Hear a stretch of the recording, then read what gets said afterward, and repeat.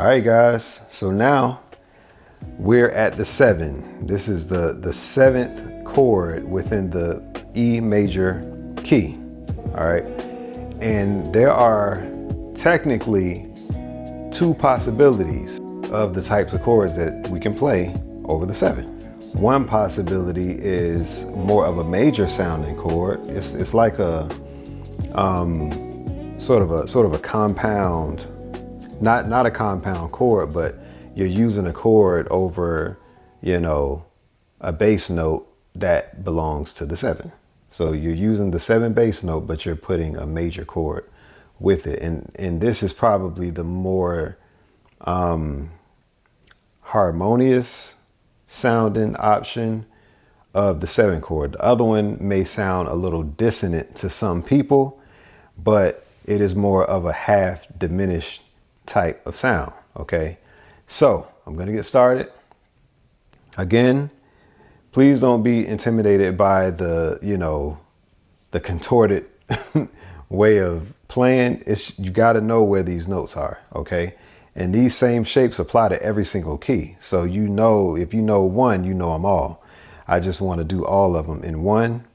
I just want to do all of one key, and within these 7 videos. And so I will start with the more major sounding option, and then we'll get to the half diminished option. Okay, so we're doing D sharp. Here's D sharp right here. The note itself. The closest D sharp to the nut is right here,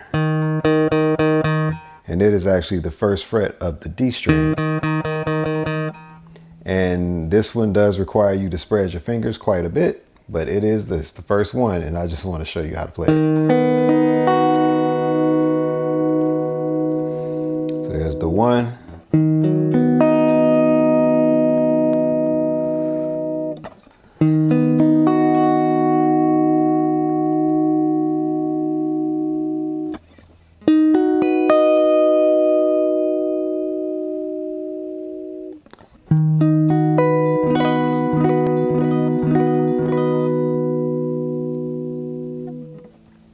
Here's another one that starts to get a little interesting.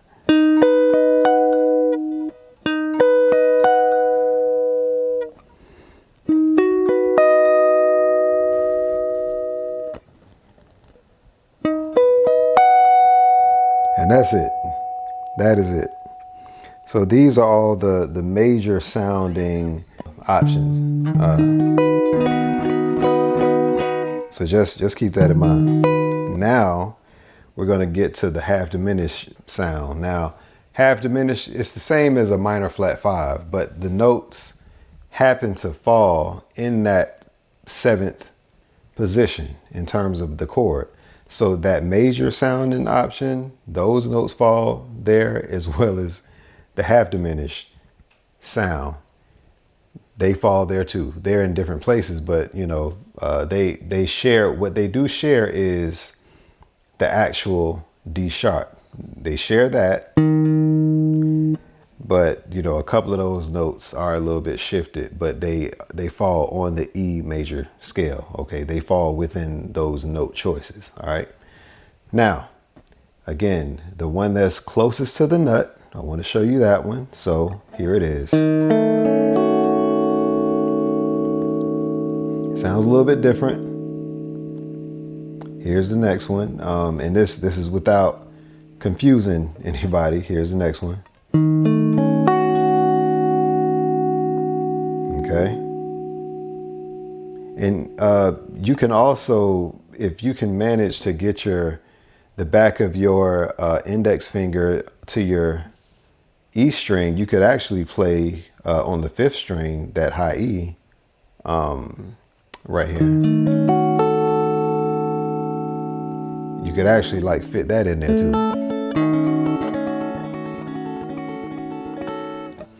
And you also have this. All right. And no, you can't play that. So we're starting over again. And we got one more. Okay. And I think that is it right now. Okay. There are other inversions you can play that, you know, might be a little interesting to play. But, you know, these are the main shapes of the 7 chord, which is a D sharp. Either you can call it a B major over D sharp, which is, here's a B major and here's a D sharp. Or you can call it a D half diminished. So I mean, that's pretty much it.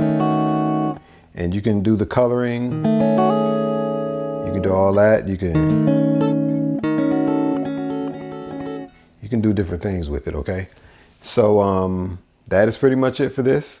And to sum it up, because there's no need to do the E major again, because that's the first one I showed you. But all the chords sound like this.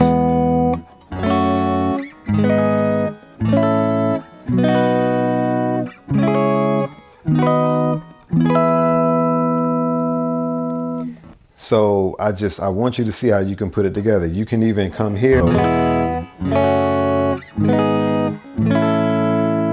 or you can go,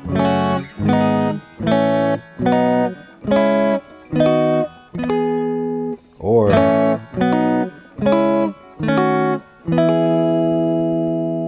okay. So I want you to know these shapes. They're just right. And if you can manage to actually just learn the shapes, you can put your capo on that first fret and do the same shapes.